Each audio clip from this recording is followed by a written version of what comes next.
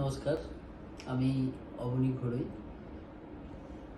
দীর্ঘ 11 বছর আমাদের কোনো সন্তান হয়নি বললে ভুল হবে। দুবার এসেছিল, কিন্তু সেটা মিসক্যারেজ হয়েছিল। তারপরে পারমিতা ম্যাডামের এখানে আসি। তার আন্তরিকতায় এবং প্রচেষ্টায়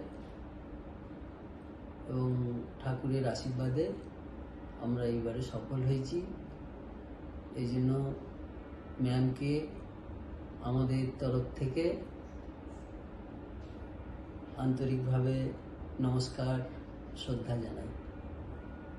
এবং আমাদের জীবনে একটা হতাশা চলে এসেছিল, তিনি আমাদের আশার আলো দেখিয়েছেন এবং নতুনভাবে বাঁচার জন্য উৎসাহ দিয়েছেন। তাকে আমরা আন্তরিকভাবে নমস্কার করি। কৃতজ্ঞতা জানানোর ভাষা নেই। উনি আমাদের জন্য যা করেছেন, যখন যা প্রয়োজন হয়েছে ফোন করেছি, কারণ আমাদের বাড়ি অনেক দূর, এখান থেকে